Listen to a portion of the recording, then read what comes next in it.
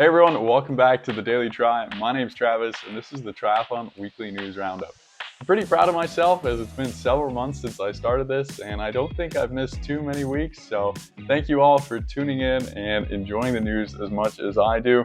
We've got a big show today. The PTO have announced their start list, hence the party lights on the side, in Ibiza on May 6th. I'm really looking forward to that one. Now so more than ever as the wildcards have been released. And that's why this show came a little bit later in the week. I wanted to make sure they were out so we could talk about them and make some predictions. I love making the predictions early on. You know, you're kind of locked into them. So we'll do that towards the end of the show, but we're gonna wrap up some other news from earlier in the week. And we're gonna start off with that Super League treadmill drama you might have caught a wind of. And it all came from their Super League Arena Games Championships in London, which seemed to be an amazing event, sold out, 2,000 people in the crowd. Henry Skuman comes back, takes the championship, and Sophie Lynn takes it for the women. However, the two other competitors fighting for that championship, Chase McQueen and Zanet Bragmeyer, were unfortunately left to just come in last place and suffer the loss because they were both on treadmill number 7. Now, since then, there's been a little bit more clarification. Both athletes confirmed that they believe it was the treadmill that cost them the race. Zanet being a little bit more forthright, even posting on her Instagram about it. Chase, however, was a little bit more measured, saying he trusted Super League to investigate the issue. And this was all summed up really well on a Tri 24/7 article by Tomas, and he does a great job of presenting all the arguments on there. He included a statement there from Super League saying that after conducting a review of protocols and analyzing data, we found no issue with any of the treadmills used at Arena Games Triathlon. So I'd highly recommend you go to this article, read a bit more about it, because Super League does a myriad of tests before and after their event to make sure all the technology is working well and that it's all fairly operating.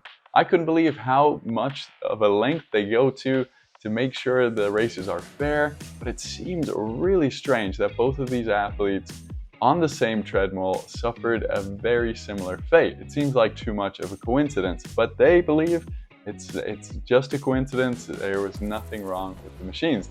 Let me know what you guys think below. I think there could be quite a few other tech issues that might have caused the problem for the athletes, and I wonder if we'll ever get a clearer answer to this. I doubt it. But with Super League looking to make it to the Olympic Games in Los Angeles, they will hate if more news like this comes out. So I know that they're gonna try and crack down even harder on situations like this happening in the future.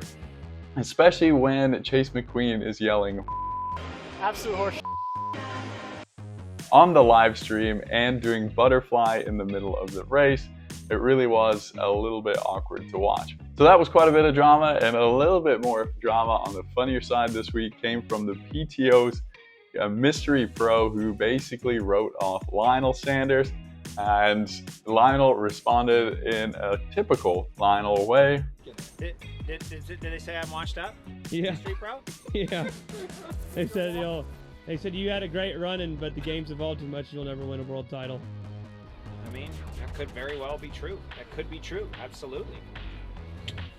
Is that how I'm wired? You think I'm wired like that, though?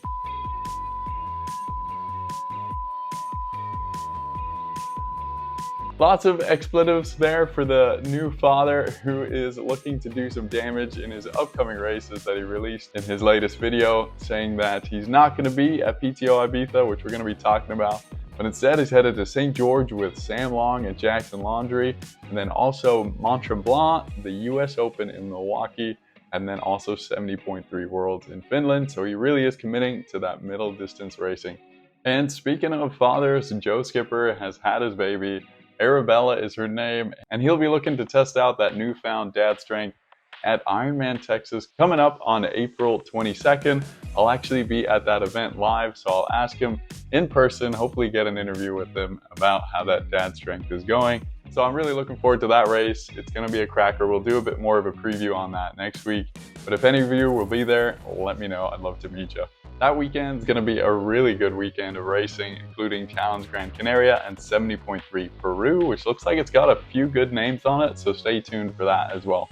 Going from there, I wanted to let you guys know that Thorsten Rad at TriRating.com has released his Nice course preview, even though the Nice course hasn't been released quite yet, but we're all pretty sure it's going to be the Ironman France course, and he released some interesting expected times for the race, including a 45-minute swim, even though it might not be wetsuit legal. That's pretty quick, as well as a 4.5-hour plus bike ride, which means that it's gonna be a really slow and tough. So interesting to see how that'll play out, as well as a 2-hour, 30-minute marathon expected time. It looks like Patrick Lange is gonna have some company if that is the case, because that is a really fast time. It is an extremely flat course, so let me know what you guys think about his report down below. Okay, and then finally, we're on to the PTO start lists, and let's start with the women's race. With an even higher strength of field score than the men's, actually, we've got the top 10 female athletes going at each other. I mean, you couldn't ask for anything better. We've got 19 out of the top 30 racing. I'm so incredibly pumped to watch this women's race. I mean, who could you pick for number one? Ash Gentle is the world ranked number one and was undefeated last year, but I think this will really test her out. Daniela Ryf is back, and we know she can race this distance after last year's Collins Cup. Annie Haug is running so fast, and we know Tamara Jewett is as well, so she'll have company on that run leg. Laura Phillip is also there and will look to continue after her Ironman South Africa performance. Lucy is back, and we know she'll be way ahead on the swim as always. Chelsea SODARO, and like I said, Tamara Jewett, after their Oceanside performances, will be on form and ready to go.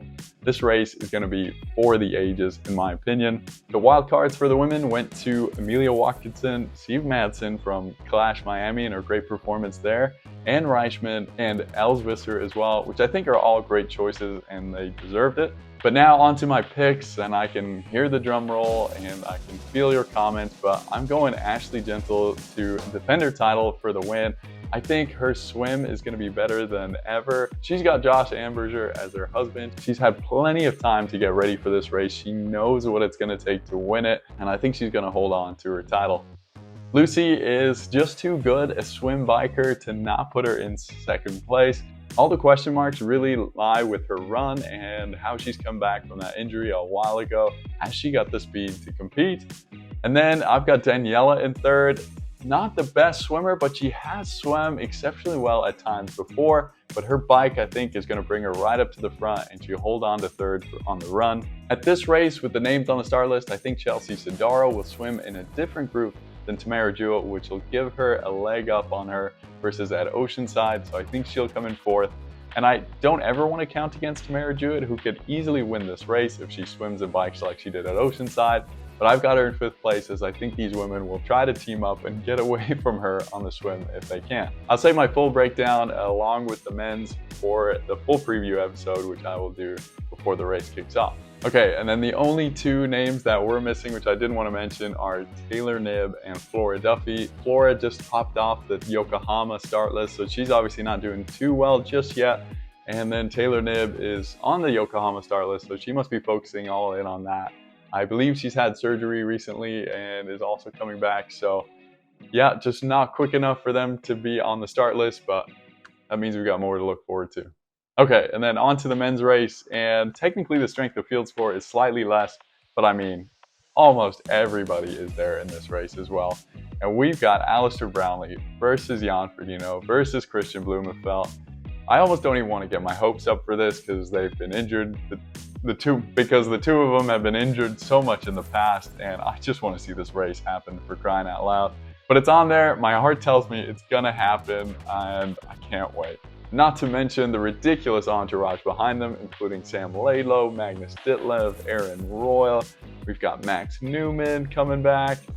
We've also got the likes of Jason West, who's ready to run anyone down, we know that. But most notably, we're missing Gustav Iden, as he might have actually picked up enough points to race at the short course Yokohama after the Arena Games. So he didn't pop up on that start list, which is a bummer. And also, like I said earlier, we're missing Sam Long, Lionel Sanders, Jackson Laundrie, and Joe Skipper. So we're missing a few names, but for me, the one name that we are really missing and that I was hoping to see, you guys have heard me say before, and that's Javier Gomez. I think he might not be quite ready to race at this level again, but hopefully we'll see him at the next one. And then onto the wild cards that were released, we heard Jan and Alistair. Those were kind of a given. And before I move on to the other two, what's really weird to me is that PTO picks their wild cards before the roll down happens, which means even though Alistair Brownlee would have got a roll down slot anyways, he still eats up a wild card slot, which seems to be a little bit backwards to me. I would have rather they pick the wild cards after that, so we get another person with an opportunity to race at the event, but I'm sure they've got a better reasoning behind that than I can understand right now.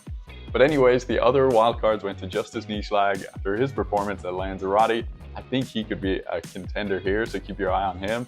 And then on the other side, we've got Cameron Wharf, fresh off of Paris-Roubaix, fresh off a half marathon after Paris-Roubaix, which I saw a lot of stuff about. That guy is absolutely nuts. He draws a lot of eyes with him, so I can obviously see why he got the wildcard slot. He'll be fun to watch. Man, I am excited to see how well he does. I don't really see him doing too well, to be honest, but you never know. He's got incredible bike lift. So then on to my picks, and to be honest, I was a little bit nervous when I was writing these. Again, like the women's, I could feel the drum roll in the background, and I could feel your guys' comments, but here they are. I'm being fully open with you. I got Alistair Brownlee at number 1. For me, after watching him race, he's just unstoppable if it's his day. I think he's due an epic performance. His race at the PTO Edmonton that I did watch showed me that he could beat the Norwegians. He was quite a bit ahead off of the bike and then cramped on the run. So if he gets away on the swim, goes out with Jan Frodeno on the bike, I believe that they could beat Christian, but I think right now I trust Alistair's run over Jan, so I'm going with Alistair in number 1. I broke my rule of not picking against Jan, but I just felt it, so I had to go with it. And then Christian Blumenfeld is going to be number 2 for me. He's going to split Jan Frodeno and Alistair. He'll be running a ridiculous pace to catch Alistair, and he won't quite make it. Then Jan Frodeno in 3rd. Jan, I don't think will be quite there for the win just yet. I think he's going to get better and better with each race over the course of the year. He might just win. He'll probably just prove me wrong completely, and then I'll never ever doubt him again. But that's where I've got him for now. I've got Max Newman in 4th place. We saw in Kona that Max is the real deal. He's the all-around triathlete, and I think he could even do better than 4th place here potentially. And then Sam Laidlow in 5th for me. Pressure's on for Sam Laidlow right now. He's got tons of eyes on him. The PTO loves him, and he's got some epic sponsors, so pressure's on for him to do well, but I think top 5 for him at this race. As always, I'd love to hear yours down below. Lock them in now with me. Don't change them until the race. Go with your heart, and I'll leave you guys a comment and see what I think. And of course, judge me on mine down below. I think this could be the best race we've seen in a long time. Those start lists are insane. Let's just cross fingers, pray that everybody will make it there fit and healthy. And that's it for this week's episode. I just finished editing up. As you can tell, it's laid out. I didn't realize the audio had stopped on my last goodbye that I said, so here's another goodbye from me. I hope you guys all have a great week. Can't wait to talk more about triathlon with you. Head over to my Discord channel. Link is in the description. We can chat about all things triathlon there. And follow me on Instagram. I would appreciate it. If you want to support the channel, buymeacoffee.com, daily try for as little as $1 a month. It'll help me keep doing this and make better videos and more types of videos in the future. I want to create everything that you guys can possibly think of for triathlon. That's my goal. So thanks so much, guys. As always, have a good one, and we'll see you in the next one. We get lost in the crowd, it's getting thicker. Get away from the drinks and chatter. Haven't said a word, but it doesn't matter.